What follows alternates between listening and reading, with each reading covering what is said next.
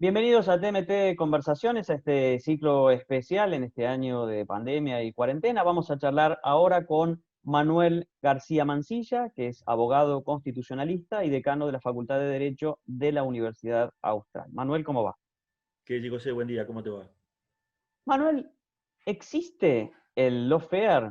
Y en el caso de que exista, ¿de qué se trata? No, el lofer no existe.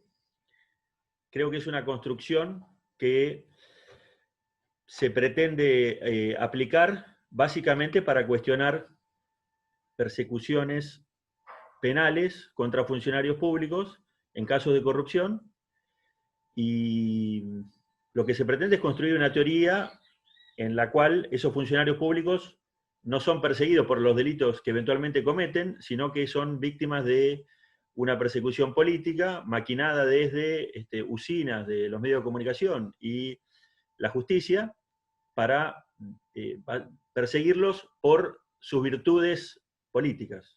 Es un invento el lofer. No te lo puedo decir de otra manera y no lo puedo decir, digamos, si te dijera técnicamente otra cosa te estaría mintiendo. ¿Y es un invento nuevo o es un invento viejo? No, el lofer, digamos, el lofer como concepto nació como un concepto para impedir la persecución penal contra militares norteamericanos en el extranjero, pero en un contexto que no tiene nada que ver con lo que digamos, con el que se lo quiere aplicar acá en Argentina. Jurídicamente no existe, digamos, todos los funcionarios públicos son responsables y si cometen un delito tienen que rendir cuentas ante la justicia. Y lo que no puede ocurrir es precisamente que cuando son investigados por eventuales delitos, que ellos, digamos, apelen a una supuesta inmunidad. Porque en definitiva, digamos, la idea del lawfare es una especie es una excusa para decir, yo soy inmune, a mí no me pueden investigar. Ahora, Ujú. eso no quita que uno pueda hacer críticas sobre eventuales visiones cegadas que pueden tener los medios o sobre eventuales corrupciones también en el Poder Judicial. O sea, pero la idea del offer como tal, la idea de un mecanismo en el cual a propósito se ponen de acuerdo medios de comunicación y jueces para perseguir a políticos porque defienden al pueblo, es un disparate. Ujú. Manuel, en este contexto de argumentación, del lawfare y demás, hemos visto casos de intentos de aplicar la ley de inteligencia directamente para perseguir a periodistas, como en el caso de Daniel Santoro. ¿Qué análisis haces de esto? El análisis de lo que es la relación entre la libertad de prensa y los secretos de Estado no hay que hacerlo a partir de de la ley de inteligencia, sino a partir de la Constitución Nacional. La Constitución Nacional tiene una protección a la libertad de prensa, a la libertad de expresión muy robusta en comparación con otros sistemas constitucionales, a pesar de que tomamos la idea de la protección de la libertad de prensa de la Constitución de los Estados Unidos. Nuestra Constitución contiene protecciones adicionales a la que tienen en los Estados Unidos, incluyendo en el artículo 43 la protección del secreto de fuentes de información periodística.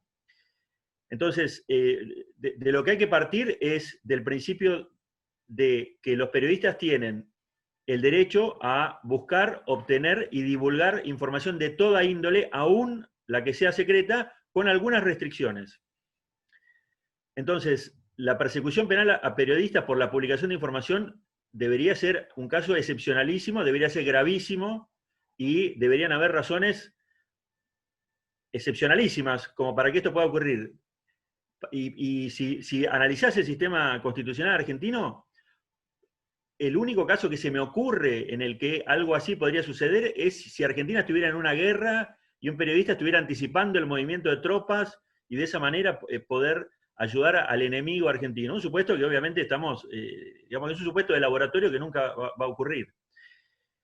Entonces, lo que sí tenés, y eso para mí es preocupante, es que a nivel jurisprudencial, nuestra jurisprudencia no es realmente muy, sobre todo en el ámbito penal, generalmente no parten de la base el análisis no parte de la base de la Constitución. Tenés otros casos, no solo el caso de Daniel Santoro, donde tuviste periodistas que fueron procesados por violación de secreto de Estado, por encubrimiento agravado de violación de secreto de Estado, por el solo hecho, por ejemplo, de haber recibido un email pinchado a un funcionario público. El rol del periodista es recibir información. El periodista no comete un delito si recibe información secreta. El que comete el delito eventualmente es la fuente, pero el periodista no es responsable por el eventual delito que cometa la fuente. Entonces, para redondear la contestación, si haces el análisis a partir de la Constitución, no podrían haber casos en Argentina de persecución penal a periodistas por divulgación de información secreta, salvo en ocasiones realmente excepcionalísimas. Solo para ratificarlo, si un periodista recibe información que fue obtenida de manera ilegal, pero esa información en cuya obtención el periodista no tuvo ningún papel, esa información es de interés público, el periodista la publica, no está cometiendo un delito. De ninguna manera, está ejerciendo un derecho constitucional. O sea, fíjate la diferencia, no es que no esté cometiendo un delito, está ejerciendo un derecho constitucional. Y es importantísimo tener en cuenta que nuestro sistema de gobierno es un sistema representativo republicano federal, ¿sí? En su faz republicana, una de las características del gobierno republicano es la publicidad de los actos de gobierno. Y en su faz representativa, una de las características del sistema representativo es que los gobernantes rindan cuenta ante el electorado de aquello que hacen. Entonces, la contracara de la publicidad de los actos de gobierno es la posibilidad de, digamos, es que el pueblo pueda estar informado, no solo para saber qué hacen sus gobernantes, sino también para que después, a la hora de votar, puedan rendir cuentas. Y fíjate una cosa más, la Constitución utiliza la palabra secreto solamente en dos oportunidades, y no a favor del gobierno, sino a favor de los ciudadanos. Una es en el caso de la protección del secreto de fuente de información periodística, y otro es el caso del voto. Manuel, venimos hablando de libertad de prensa, si se quiere, libertad de ejercicio profesional del periodismo, pero en el contexto digital, en el contexto de las redes sociales, de acceso a medios de comunicación, de alguna manera para cada uno de los ciudadanos, aparecen como nuevas aplicaciones de esos derechos. Hemos visto en el último tiempo la aplicación del delito de intimidación pública a usuarios de redes sociales que han publicado digamos, distintos tipos de contenidos que podrían incluso ser considerados de amenaza, digamos. ¿Es correcta esa aplicación? ¿Hace falta una nueva regulación? Digamos, ¿cómo se verifican estos derechos, libertad de expresión, libertad de prensa en el mundo de las redes sociales? La libertad de prensa, la libertad de expresión aplica al mundo de las redes sociales de la misma manera que aplica fuera de las redes sociales. Ahora, lo que vos podés tener en este tipo de casos, en esto, por supuesto, la casuística es muy importante. Tenés que ver en los casos de, por ejemplo, intimidación pública, si vos tenés un usuario de Internet que incita a la violencia contra un funcionario público, por ejemplo, eso puede o no estar protegido por la Constitución, por la libertad de expresión. En los Estados Unidos, la Corte Suprema norteamericana tiene un test que se aplica para este tipo de casos cuando cualquier ciudadano incita o a cometer un acto ilegal o a la violencia, para ver si esa incitación, si esa expresión está amparada o no por la primera enmienda, por el derecho a la libertad de expresión. El test que se aplica es el de la inminencia de la comisión de un delito. Si a través de esa incitación, inminentemente, digamos, de manera inmediata, se comete un delito, entonces esa expresión no está protegida por la libertad de prensa. Ahora, si la expresión es una expresión para incitar a la violencia o para incitar a un acto ilegal, por no pagar impuestos, por ejemplo, y eso no ocurre en un futuro inmediato, eso es, digamos, es una expresión protegida por la libertad de prensa, y no interesa si esa expresión se hace a través de las redes, a través digamos, de viva voz en la calle o en un medio de comunicación escrito. Ahora hay también una cuestión que ya tal vez no sea del ámbito del derecho constitucional, sino del funcionamiento propio del sistema, que son los tiempos de aplicación de muchas de estas cuestiones, ¿no? Las redes sociales, bueno, tiene que ver con una mirada más de uso, más desde la comunicación, si se quiere, son el reino de la inmediatez, ¿no? Y nuestro sistema judicial es más bien lo contrario, incluso creo que en exceso. ¿Cómo se respetan o se hacen, se verifican estos derechos y se cumplen las responsabilidades que cada ciudadano tiene en ese contexto, con este sistema judicial? Es una pregunta muy amplia, muy difícil de contestar, José. Es evidente, y por eso te lo marqué antes, que a nivel jurisprudencial tenemos algún problema. No solo por el tema tiempo, que es el que vos estás marcando, sino yo estoy hablando también del tema contenidos. Ujú. A nivel Corte Suprema tenés muchos fallos que marcan una línea clara en el sentido de la protección de lo que es la libertad de prensa. A nivel jueces, digamos, a nivel fallo de jueces inferiores, esa línea se desdibuja bastante. Entonces, obviamente el hecho de que vos tengas un derecho protegido en la Constitución Nacional no te evita, como ciudadano, lamentablemente, una eventual persecución penal. Debería evitártela, debería darte un escudo protector justamente frente a cualquier intento de persecución penal, pero eso no implica que uno no pueda estar sujeto a un expediente que, como decís vos, muchas veces duran años, ¿sí? Entonces, si vos tuvieras una jurisprudencia más clara, si hubiera una conciencia más clara de parte de los jueces inferiores acerca de qué es la libertad de prensa, por qué está protegida, por qué inclusive en nuestro sistema constitucional, y yo estoy un poco en desacuerdo con eso, pero es lo que dice nuestra jurisprudencia a nivel Corte Suprema, la libertad de prensa es una libertad preferida, está en teoría por encima de las demás. Yo tengo algún desacuerdo teórico por el hecho de que nuestra Constitución no establece una jerarquía de derechos. No es que la libertad de prensa es más importante que el derecho a aprender o el derecho a enseñar, que también es un derecho, o cualquier otro derecho. Pero nuestra Constitución, perdón, nuestra Corte Suprema considera a la libertad de expresión como una libertad preferida. ¿Y eso qué significa? Lo que significa es que cualquier acto de parte de los funcionarios públicos, de los poderes políticos, que pretendan restringir ese derecho, se presumen inválidos, se presumen inconstitucionales. Entonces es el poder político, es el gobierno, si quiere litigar un caso de esta naturaleza, el que tiene que demostrar que esa restricción, además de haberse hecho a través de métodos que, digamos, válidos, por ejemplo, hay una restricción que se fija por ley, es proporcional, bueno, una serie de requisitos técnicos, pero además digamos, de la cuestión formal, también tienen que demostrar desde el punto de vista material, sustantivo, que lo que está haciendo el gobierno es válido. Y acá en realidad lo que termina ocurriendo en este tipo de casos que planteas vos es que te invierten el rol. Es el ciudadano el que tiene que defenderse en un caso penal y explicar por qué lo que está haciendo él está bien. Y en realidad, insisto, debiera ser al revés. Y entonces tenés claramente ese problema en el que un ciudadano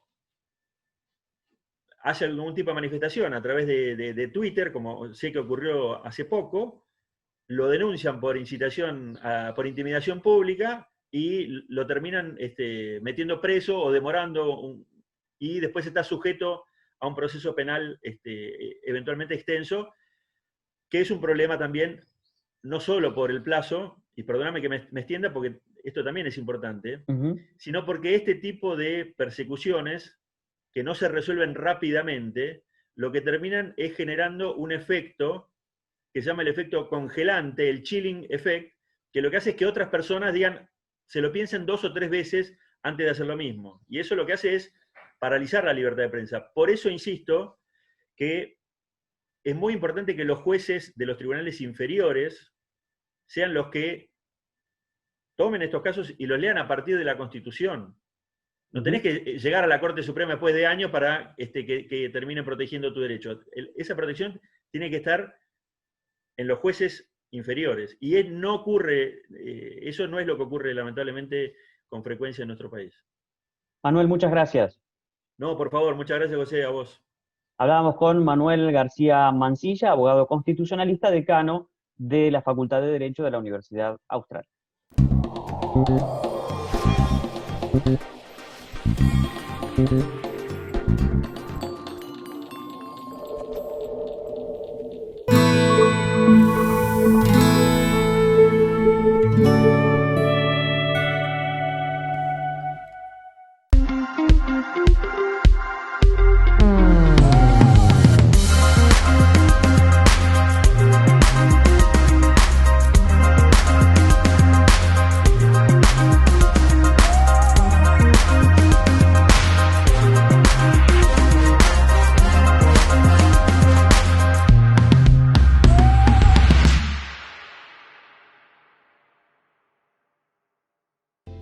Encontrá tu factura de Cablevisión Fibertel o personal en cablevisionfibertel.com.ar/yo pago en casa. Pagala con tu tarjeta de crédito o débito y si te adherís al débito automático tenés importantes descuentos. Personal Fibertel y Cablevisión.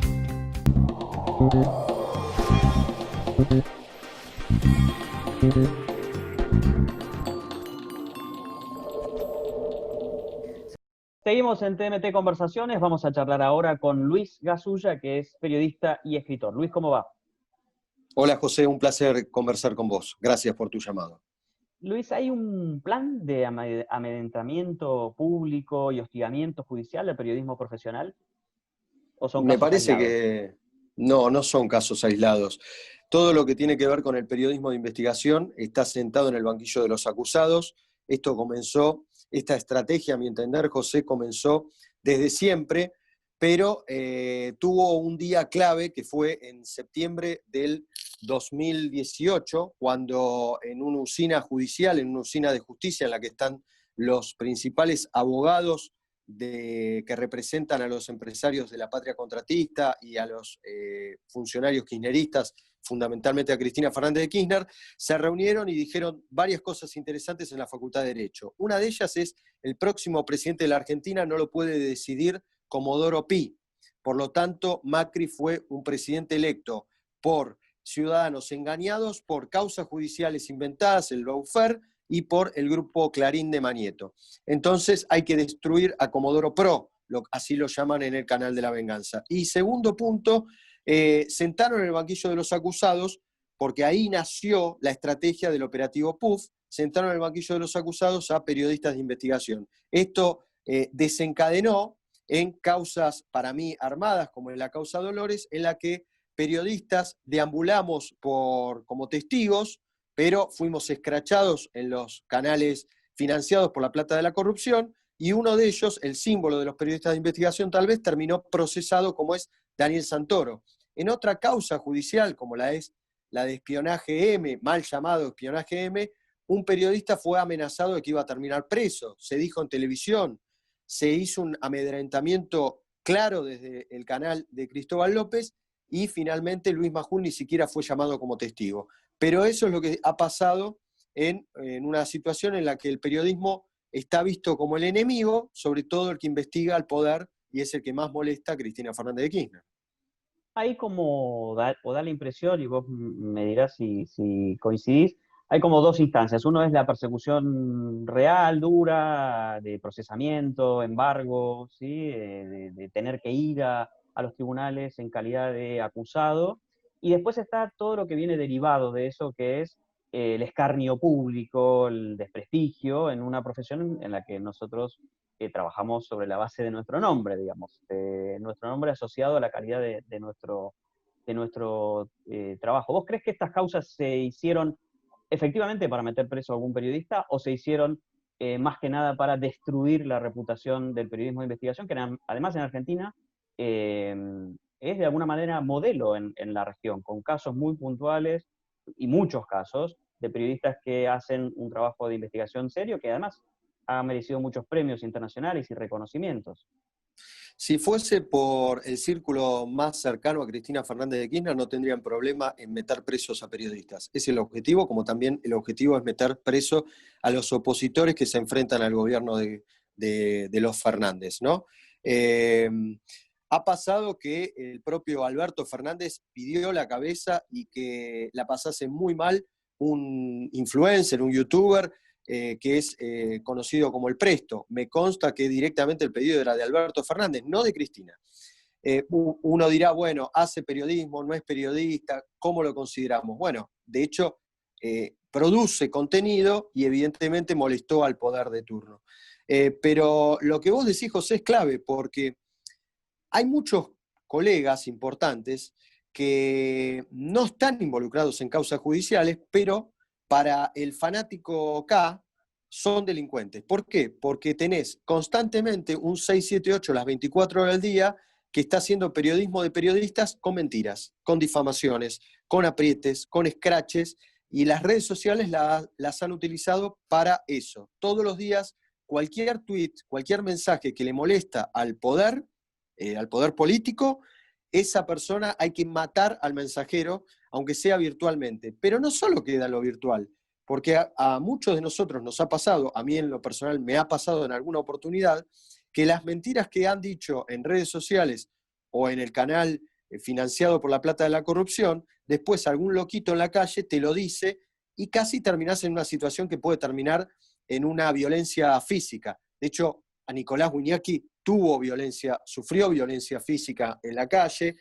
Osvaldo Bazán en su momento sufrió violencia física en la calle, le rompieron la cabeza. En el Chaco pasa con periodistas del interior del país que van las patotas y te cagan a trompadas en un estudio de radio. En Santiago del Estero pasa lo mismo. O sea, la mentira, la difamación ya ha pasado a un límite, ha trascendido un límite y ya se ha generado una violencia no solo verbal, sino también física. Y eso me parece que es para advertirlo y estar muy atentos de lo que pasa hoy en la Argentina. A mí me parece también que esas causas judiciales, como la de Dolores, que vos mencionabas, finalmente queda todo tan confuso de cara a la sociedad, ¿no? Y no hay suficiente trabajo de esclarecimiento. Incluso creo que el periodismo profesional tiene también dificultades para profundizar. Por eso también queríamos hablar con vos, porque vos te has ido enfocando un poco a desentrañar y explicar esas situaciones. Por ejemplo, en Dolores, si lo tuvieras que explicar en términos breves, sé que es difícil, ¿sí? Sé que es difícil. ¿Qué es lo que se investiga? ¿A quién se acusa y por qué? Bueno, es muy interesante tu pregunta porque el kirchnerismo fue cambiando lo que se investiga y el propio juez, eso es lo grave, fue cambiando lo que se investiga. Primero se investigaba que había un supuesto abogado, Marcelo Sebastián D'Alessio, que extorsionaba en nombre de un fiscal de la Nación y de 2 jueces. La semana pasada hablé con la abogada de Pedro Chévez, el extorsionado, el chacarero extorsionado. ¿Qué es lo que me dijo? No se extorsionó en nombre de Stornelli. Stornelli no extorsionó. ¿Qué hacemos con 1 año y medio de zócalos y de palabras en las que se instaló el extorsionelli? No existió, era mentira. Bueno, Chévez y otras víctimas del espionaje eran víctimas de extorsión por las notas de Daniel Santoro. Eso no está en la causa, no se comprobó. Lo que investiga, y por eso está procesado Stornelli y Santoro, es que existía una red de espionaje en la que distintas personas no se conocen entre sí, confabulaban para espiar y sacar información a personas, todas de ellas con un montón de antecedentes con la corrupción y que son víctimas, que pasaron a ser víctimas según el juez y según los medios kirchneristas, incluso los dueños de esos medios. Pero hay algo más interesante. Por los motivos por los que se procesó a Daniel Santoro, el juez podría haber procesado a otro periodista. Hay otro periodista que declaró como testigo que nunca fue escrachado y que nunca fue mencionado en el canal de La Venganza, que le prestaba la camioneta a D'Alessio, que tenía una relación comercial con D'Alessio, que viajó a Rosario con D'Alessio para hacer un trabajo investigativo. Esto no es un delito, pero es una relación mucho más estrecha, mucho más cercana que Santoro, que a D'Alessio lo tuvo como en un momento determinado de su vida como fuente de información a una persona que supuestamente extorsionaba en nombre de él. Eso es muy grave y destruye al periodismo de investigación. ¿Por qué? Porque yo no me puedo hacer cargo de si una persona que fuente mía extorsionó.